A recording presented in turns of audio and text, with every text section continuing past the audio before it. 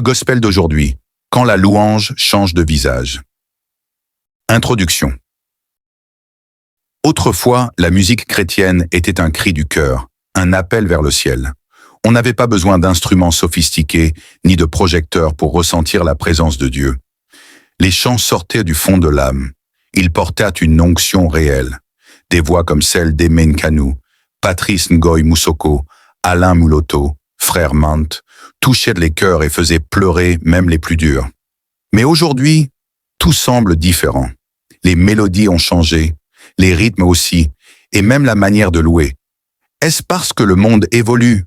Et si le monde change, est-ce que la parole de Dieu change aussi? Partie 1. Le temps des larmes et de l'onction. Dans les années 1990 et 2000, le chant chrétien était un moyen d'enseigner, pas un métier. Le chantre cherchait d'abord la face de Dieu avant d'aller au studio. Témoignage, voix d'un ancien chantre. Nous ne répétions pas pour être parfaits musicalement, mais pour être prêts spirituellement. On voyait des chantres pleurer pendant qu'ils chantaient. Leurs larmes étaient dans leur langage. Leur voix tremblait, non pas à cause du trac, mais à cause de la puissance de Dieu. Chaque note transportait la présence divine.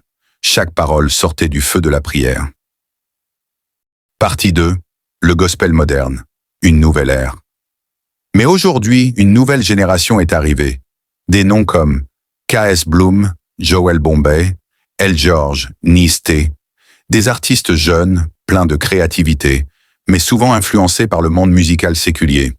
Les chants sont rythmés, les clips sont colorés, les pas de danse bien chorégraphiés. Le public est conquis, mais le ciel, lui, est-il touché? Interview simulée d'un jeune chantre. On doit s'adapter au langage des jeunes. Le monde évolue, alors nous aussi.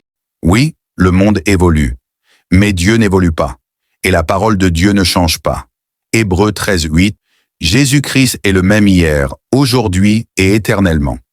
Eloï, je t'aime, Echada, je t'aime, fais-moi bisou, oh. Jésus, je t'aime, oh. Jésus, je t'aime. Alors pourquoi le message du gospel devient-il de plus en plus léger? Pourquoi chante-t-on plus sur la bénédiction, la réussite, l'argent, que sur la repentance et la sainteté?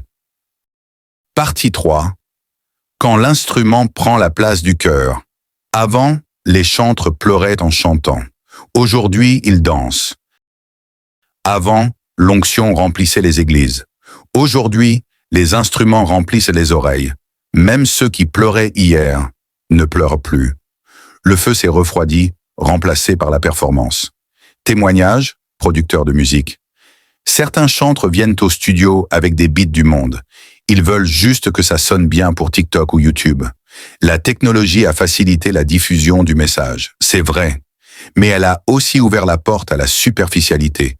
On chante plus, on prie moins, on produit plus, on cherche moins la présence. Et pourtant, la puissance du gospel n'est pas dans la mélodie, elle est dans la communion avec Dieu.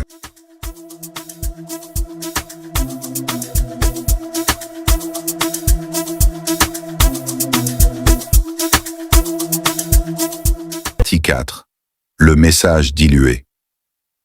Autrefois, les chants parlaient du ciel, du pardon, de la croix.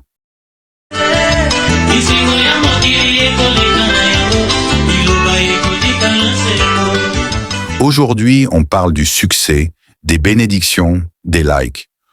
Seigneur, purifie-moi. Dieu va me donner, Dieu va m'élever. On peut me voler l'argent, ce qui produit l'argent. On peut me critiquer, celui qui bénit. Le gospel est devenu une musique d'encouragement personnel, pas un appel à la transformation. Et pourtant, Jésus n'a jamais promis la gloire terrestre. Il a promis la vie éternelle. La vraie louange, c'est celle qui glorifie Dieu, pas celle qui fait briller l'artiste. Et parfois, même les noms qu'on choisit reflètent la confusion. Frère K.S. Bloom, Frère L. George, Sœur Nisté, Joel Bombay. Des noms qui sonnent bien, mais qui perdent parfois le parfum de la consécration. Partie 5. Un appel au réveil. Tout n'est pas perdu. Dieu cherche encore des voix pures, des cœurs sincères, des adorateurs en esprit et en vérité. Le gospel peut redevenir ce qu'il était, une arme spirituelle, un feu, une prière chantée. Témoignage, jeune chantre repentant. J'ai compris que je ne chante pas pour être vu, mais pour que Dieu soit entendu. À vous, chantres de Dieu, n'oubliez pas que chanter pour Dieu, c'est porter une mission, pas une carrière. Ne laissez pas la technologie remplacer la prière. Ne laissez pas le rythme étouffer la présence. Et à vous, peuple de Dieu, ne courez pas après le son, courez après l'onction. Cherchez des chants qui guérissent, qui restaurent, qui vous rapprochent du ciel.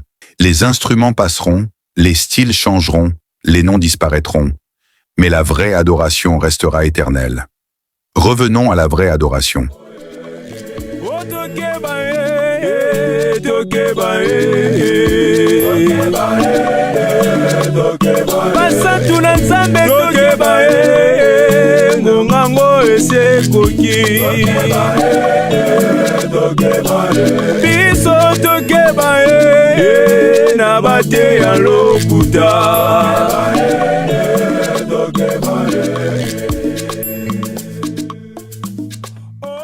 Merci d'avoir suivi cette émission sur Jospin TV.